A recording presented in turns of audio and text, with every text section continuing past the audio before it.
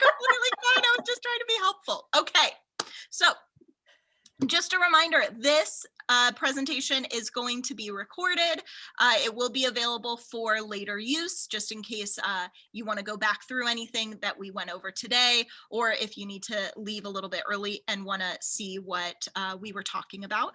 If you go to this link here that Amy added into our chat, you'll be able to see this presentation as we're walking through it. So this is Flipgrid 2.0. So we're kind of assuming that most of us have already created our Flipgrid accounts. If you have not and would like to go over that towards the end of the session, we'd be more than happy to walk you through all of that and getting started and set up. But let's just start at the essentials. So why use Flipgrid? Flipgrid is an amazing tool. It's probably one of my favorite platforms that I have started using in the past couple of years, especially with all the changes that have been happening this year. It has been a consistent lifesaver for me. It's a way to optimize your asynchronous time. We'll look today at different ways that you can actually record or screencast your own lessons and share it via Flipgrid. So it's a great way or a great dupe for Screencastify or Loom, and a place for your kids to just look at all of those recorded lessons in one spot. So we know when you cut down on all of the clicking and the different tabs kids have to go to, it simplifies your life and it simplifies theirs. It's also a great tool for, really promoting student engagement and connection. Now more than ever, it's so important that we keep building that classroom community, that kids stay connected with their friends, whether they're virtual and don't get to go into the classroom, or if they're AM and PM and you want to keep those groups connected. This is such a great way to do that, and for the kids to just keep seeing their friends and keep showing off everything that they're doing and all the fun things they're doing at home. So it's also an opportunity for your students to share their thinking or explain their thinking. And so it's not just a way to respond, to give an answer, but a way to teach or share how they solved a problem, why they think a problem might be hard or easy. So I'm thinking math, but it could be for a project presentation. It's an efficient way to share a project that they've done. So again, it's just allowing students to share their voice and communicate in creative ways. And it also is a great tool for streamlining grading and assignments. So right now, more than ever, I would say anything that makes our lives easier is something that we absolutely need to be trying.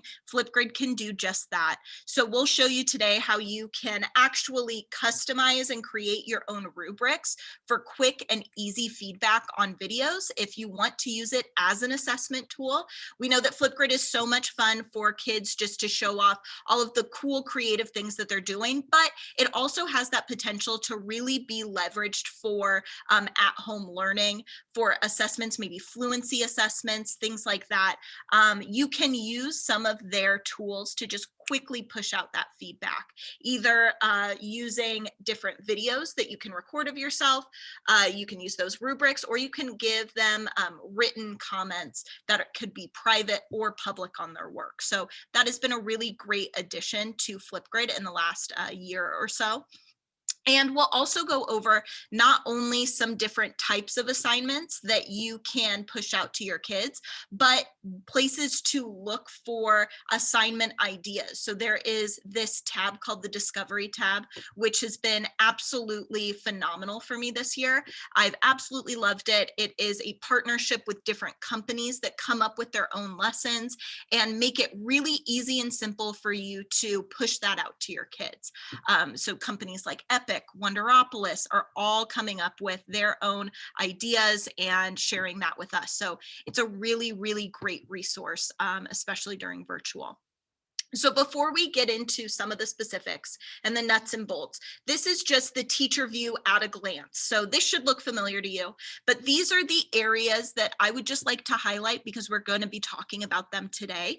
Up here is where you're going to be able to find the Discovery tab that we're going to be talking about, mixtapes, shorts, and grid pals. We'll be going over all of these shortly.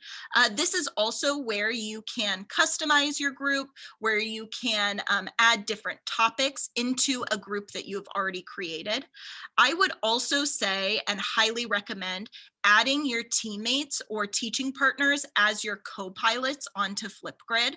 It has been such a big time saver for me this year, has made things so much easier. I have such a collaborative, wonderful team this year, and it's so great to be able to divide and conquer. So when you have your team teachers as co-pilots on your Flipgrid, you can actually duplicate a topic that one of you makes and push it out to all 3 groups. So every Sunday, for example, I come up with all of our asynchronous learning, and I am very quickly able to find all of the Flipgrid topics for the week and push it out to all 3 of our classes at once, click of a button. So it really just makes those administrative kind of time wasters kind of fall to the wayside. So Flipgrid is really phenomenal with that.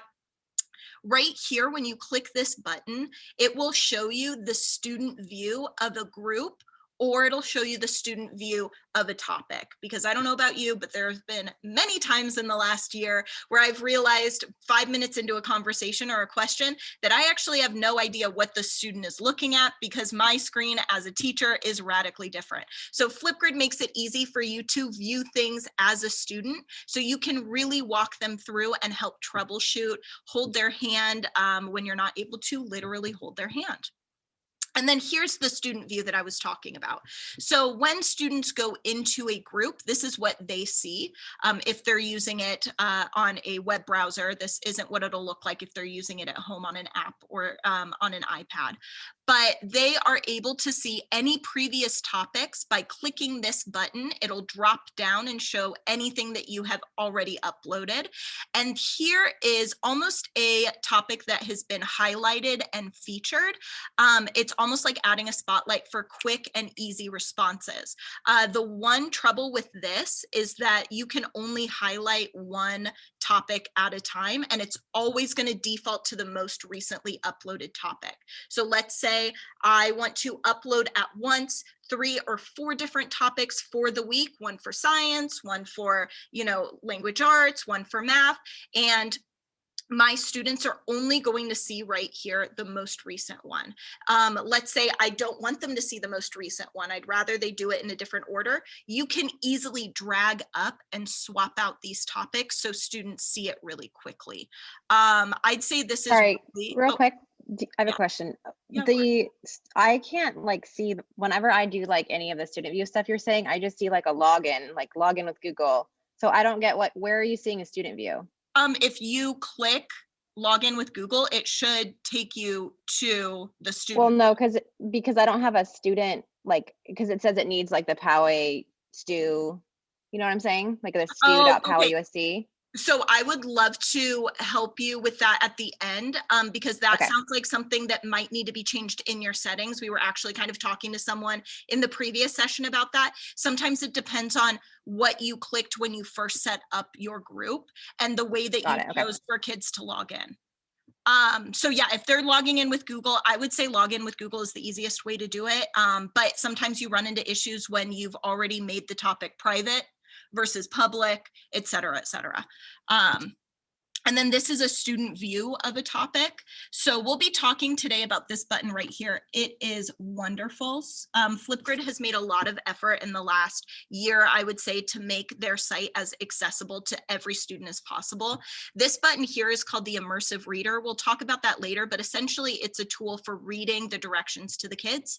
So this could be especially helpful for ELs, for our students who might have some trouble reading independently, especially our younger students. So that's a really great thing to show them how to use. And then here's how they record responses or look at the responses of their peers. So these are some examples of different Flipgrid assignments that you might want to try yourself. Just as a reminder, any of the words that you see in this presentation, if they are underlined, they will link you directly either to a sample topic or a blog post or YouTube video that'll walk you through how to get started. So I would really recommend taking some time after this just to kind of check those things out and explore. Something that I love to do with my class is use Flipgrid to push out epic and mystery science assignments. You can link directly to a book in Epic in your Flipgrid. And in addition to that, Epic itself is a partner with Flipgrid. So when you look at the discovery page, Epic will already have come up with links to different videos and really great response questions or comprehension questions just to get conversation started.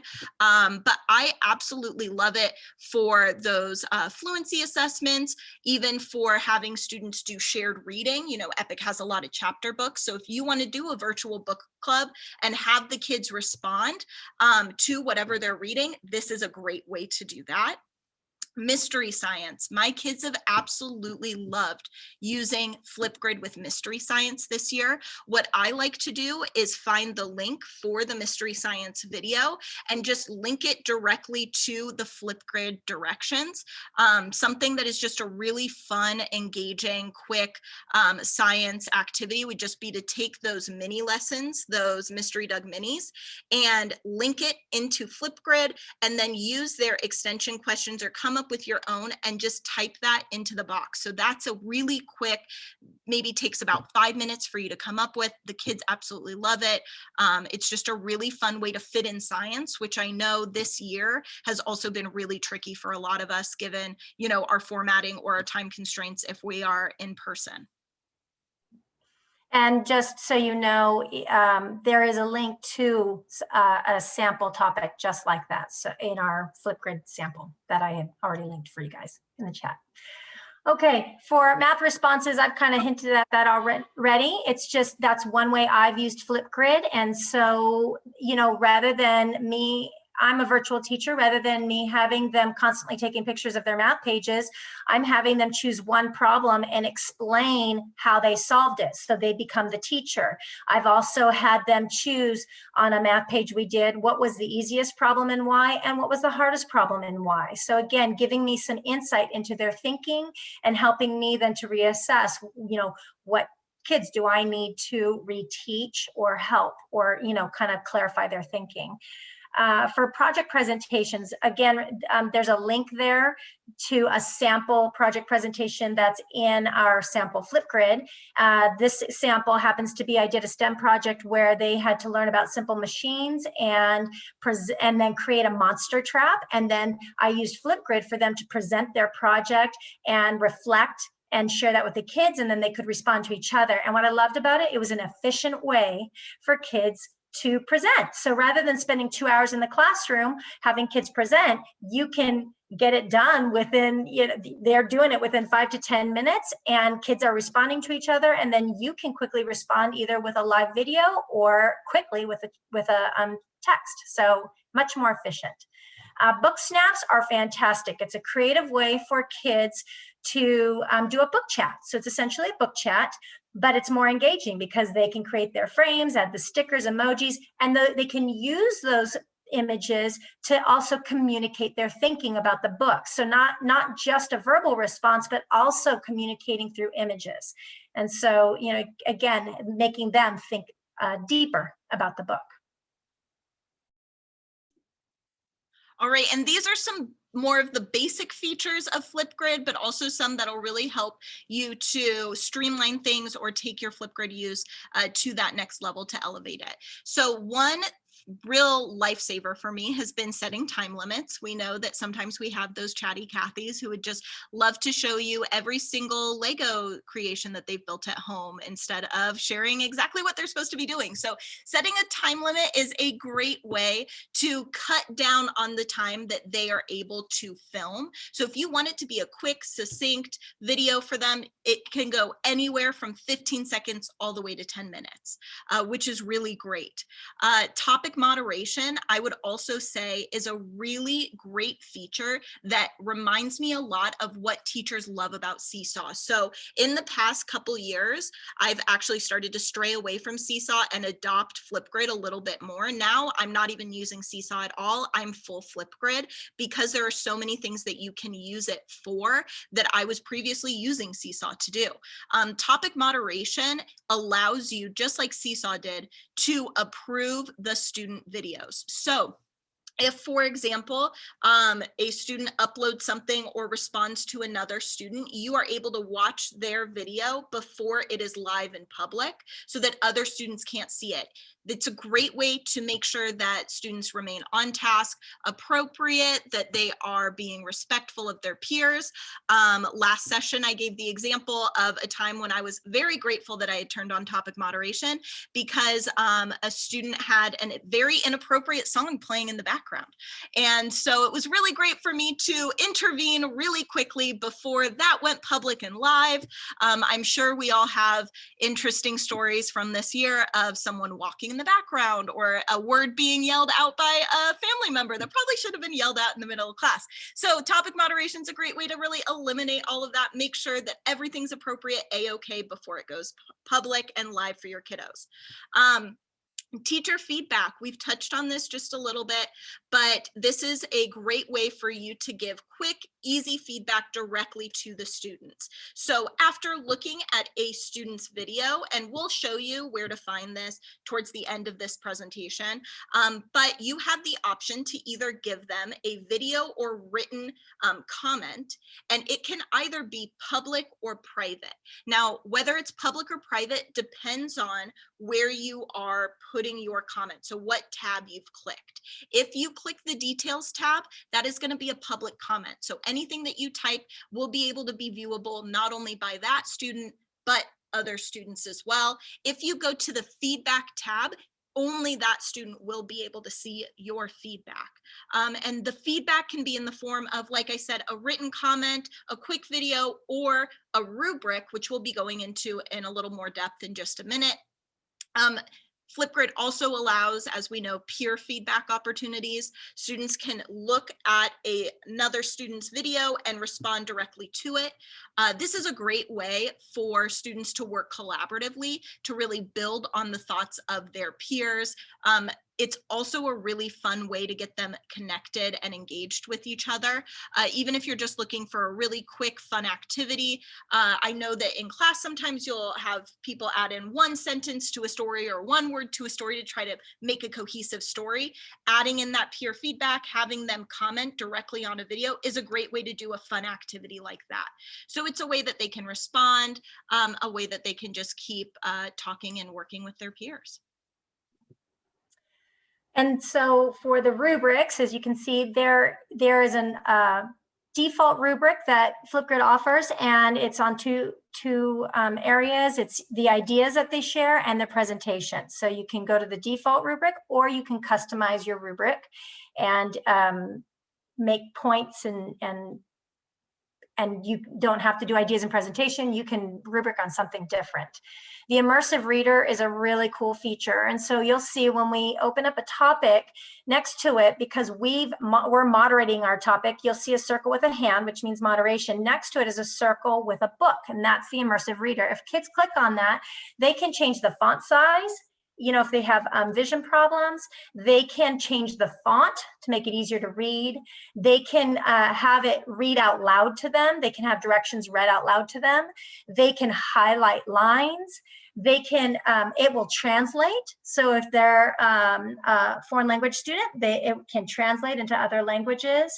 It can actually highlight grammar, like nouns, adjectives, verbs. So you can get really creative with that. So very cool feature. The camera features are probably one of Flipgrid's highlights. And so when the kids respond, when you create a short, which you'll learn about in a moment, they can create frames, they can do filters, add stickers, emojis, they can put text boxes, sticky notes. And so it just not only makes it fun and engaging for the kids, but it allows them to communicate beyond a verbal response. And then the media, super cool feature for teachers because, and we'll find out later when we look at discovery lessons, that when you're creating your own lessons, you can embed YouTube videos, you can upload videos and articles that you have downloaded on your computer. You can add the News ELA or Newsella, whatever you choose to call it, articles. You can link to Wonderopolis articles. And so there's Kahoots. You can link to Kahoots and the kids can do the Kahoot and the response. So it's more than just a response. You can make it into an interactive lesson where they're going through steps. And the final step is the response.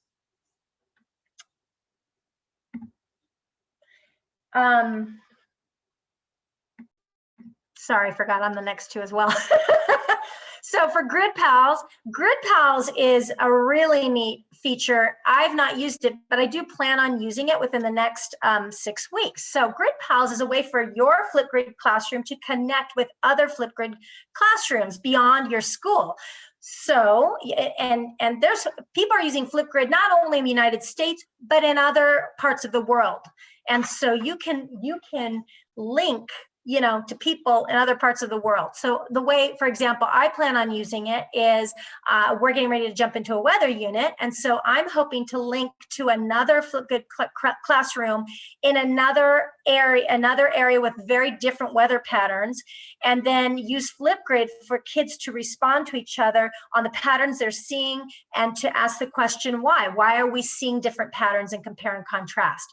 And so what this does when you're connecting now outside of your four walls and beyond your school, you're taking your lesson up to a higher level on our SAMR model. So think Bloom's taxonomy, the DOKs. In technology, we say SAMR. So S is substitute, A is augmentation, M modification, and R redefinition. And we're going to be, our technology lessons are going to be throughout that whole SAMR model, but we do want opportunities to modify and redefine our lessons. And what that simply means is you're doing things you could have never done before without technology. So we could have never connected with a classroom, outside of our school without this use of technology. And so again, another way to engage your students and make your lessons exciting. And then for shorts, I think it's a very cool feature. Think screencasting. So Screencast-O-Matic, Loom. This is Flipgrid's embedded feature for you to create educational videos. And the features, though, there's so much more there because you can add in the stickers, the emojis. You can choose to just video, or screencast yourself, the screen on your computer. But what I love is that you can split the screen. So you can have you on half the screen and a whiteboard on the other half. You can, add in your text box and create this whole lesson with a whiteboard. The other neat feature about this is you can download, you can easily link your video into Canvas, onto your Google Classroom,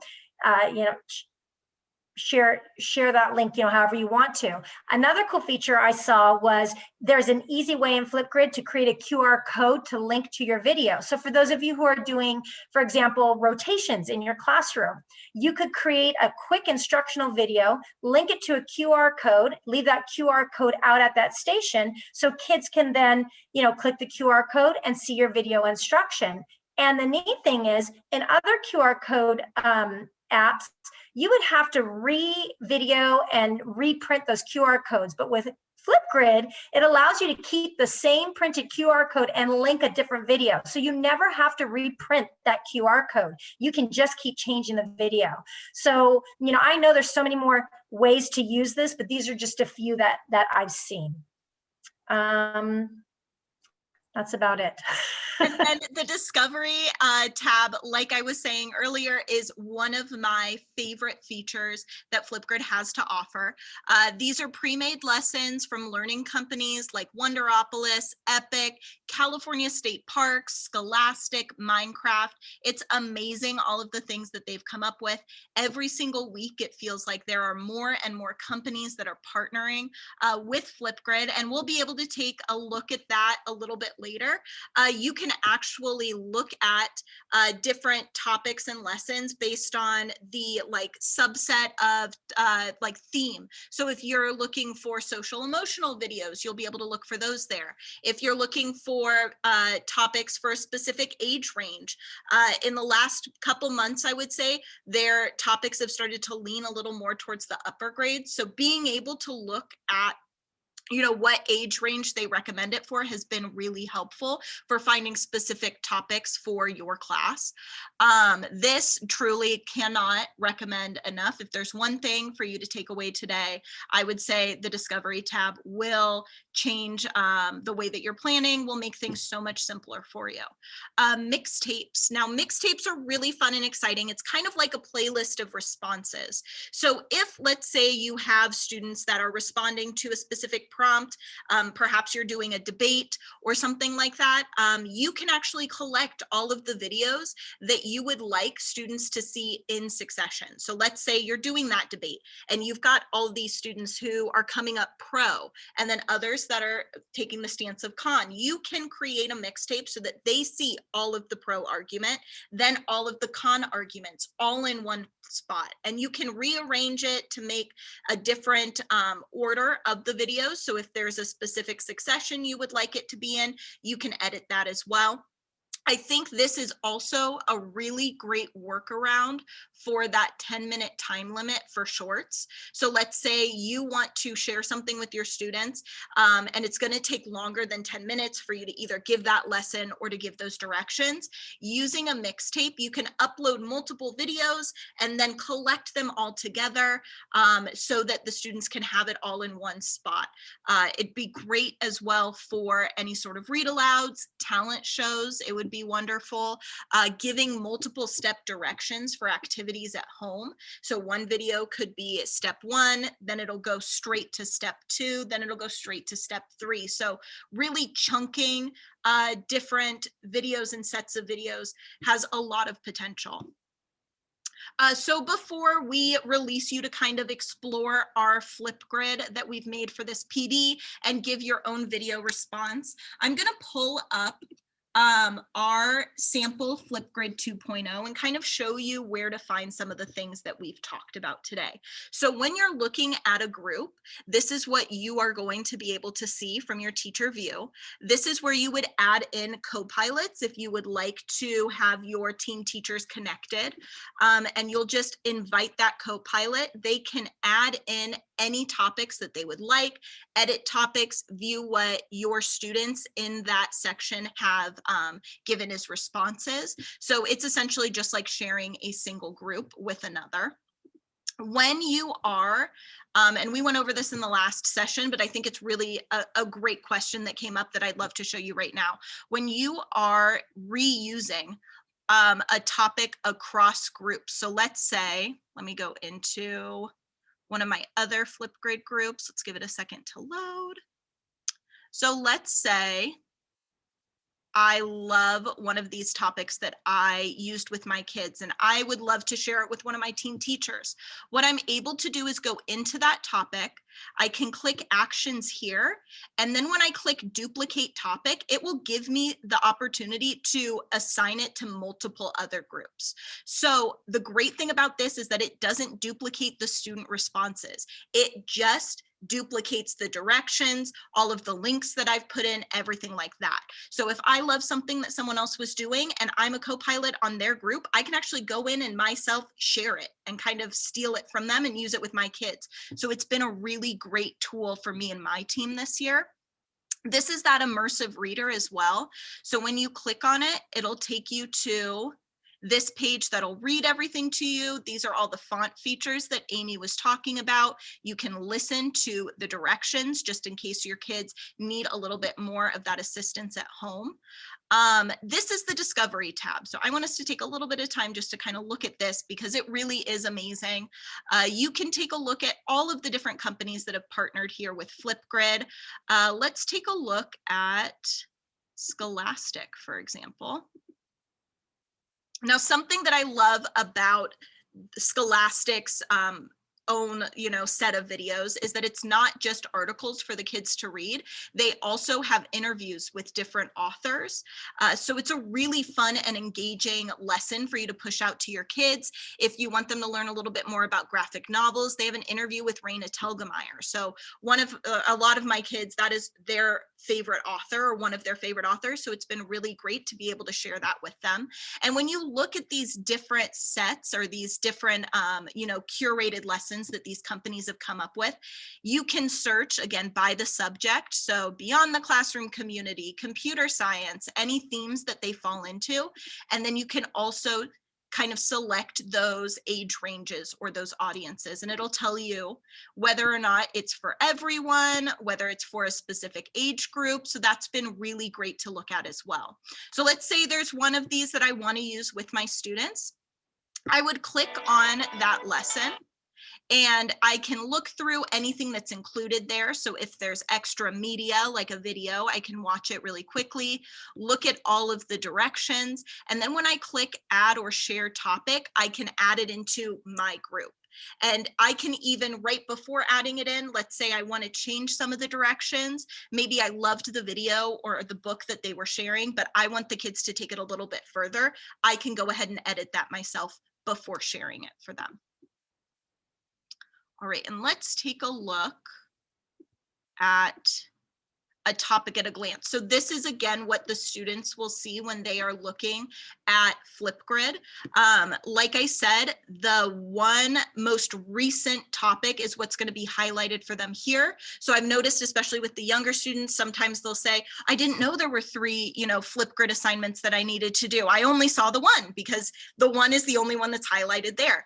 All they need to do is click view 8 topics or however many topics, and they'll be able to see all of those other topics as well. If you, for example, do not like the most recent topic being the one that is highlighted, you want to highlight one that's a little bit different, all you have to do is go into your group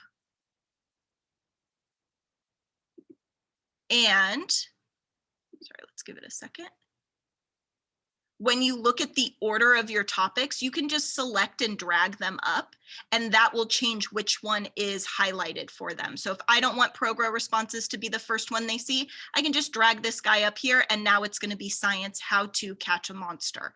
So also, when you are moderating the topics, you'll notice that there is this little hand here.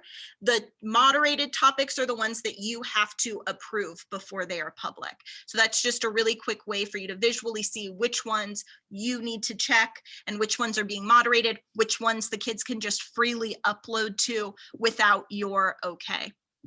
And before we release you for exploring yourself or asking any questions, I just want to show you right here. This is how you make sure that your topic is active and live for the students. You want to make sure that it says this green active. It's going to default to that when you create a topic, but let's say over time you're like, I no longer want the kids uploading to this specific topic. You can freeze it. So the kids can still see all of the videos that have already been uploaded there, but they can no longer add in more responses. You can also hide it. So let's say you've been using lots and lots of topics. It's overwhelming for your kids to sift through. You can start hiding the topics they no longer need to view. It will always be there for you to look at. It's kind of like archiving. So everything stays the same. You as the teacher can view it. The kids can no longer see it. And if at any point you want to reactivate a topic, you can always do that as well. And these are all features that you can also add in when you are creating a new topic. So you can create a topic that is frozen. You can create a topic that is hidden, and you can just activate it at the time that you would like to. And a reminder that under actions, that's how you would also duplicate a topic. So let's say you belong to a few groups, like your co-teachers, you can duplicate and put it into duplicate it to other teachers' groups. So one of you can make an assignment and then share it with the rest of your team. Yep, absolutely. So I will take us right back to this final slide on Flipgrid. We would love to have you connect with us and upload your own Flipgrid video in our PD Flipgrid. If you click this link, it'll take you right to the group. If you click this link here, it'll take you right to the topic. So we'd love to hear either a way that you've been using Flipgrid in your classroom. We found, especially through these Q&A sessions, that sometimes teachers have really great ideas that we haven't even thought about integrating different platforms or websites. So it'd be great if we could take a minute to learn from each other, or if you'd rather, you can add in something that you are looking forward to trying with Flipgrid. And just before we let you start exploring, this final page here is a list of more resources. So if you liked anything that we were talking about, you want to take it a little bit further, these are some great places to start. Different YouTube videos, blog posts of teachers that have successfully been using Flipgrid in really fun and creative ways. This is a really great place to start. And I'd like to add that if you are new to Flipgrid, because this was 2.0, we were more going over the features. If you want some really explicit instruction on how to set up Flipgrid, if you go to, there's two great YouTube channels, Vestal's 21st Century Classroom, and there's actually a link to her playlist in there. She's wonderful, very simple to follow, and her playlist will walk you right through how to set up your Flipgrid and use it. There's also the new EdTech Classroom, and he's also a great one. And I happen to have one link there, and I put in parentheses new EdTech Classroom just so you would know how to get to him. But I couldn't find a playlist for Flipgrid per se. So those are two great YouTube channels to follow. Perfect. So right now we'd love to open it up to any questions that you might have, but then give you a little bit of time to start exploring on your own. We will be here if you have those questions. We'll try to look through the chat to see if anyone asked anything we weren't able to address. Oh, here I see a question. Do you watch the entire video before you post it for students? Or since sites like Scholastic are reliable, do you just post? So sites like Scholastic, Epic, for the most part, I usually just trust them and I just post it without watching it. Sometimes if I don't like the directions that they've given and I would rather watch the video and then maybe make it a little bit more of a higher learning opportunity, I'll watch the whole video. But I've never had something inappropriate pop up. It is coming directly from those websites, so I do trust what they're putting out. And can I share that Wonderopolis watch those. Oh, so Wonderopolis, there's a few that I've been like, oh, not showing that. Nope. That's all. Oh, good. Really good to know. Thank you so much. I'm third grade. So I'm third grade. Anybody above maybe, but there was a few Wonderopolis. I was like, oh boy. So, oh, okay. Were they tagged? Question, do you guys? Sorry, what? Oh, sorry. Were they tagged as third grade or was it like an upper? Geez Louise. Okay, good to know. Then maybe just Wonderopolis has really cool taglines and topics, but then every now and then when you start playing it, you're like, whoa, we took it down too far. That's all. Not all, but Wonderopolis is one that I do double check on. Perfect. And I haven't totally figured out how to actually use it yet, but whatever. That's funny because the one discovery I was kind of looking at, it was a random one, Evel Knievel. So it had a really cool, like a phenomenon, an anchor point of showing Evel Knievel, jumping the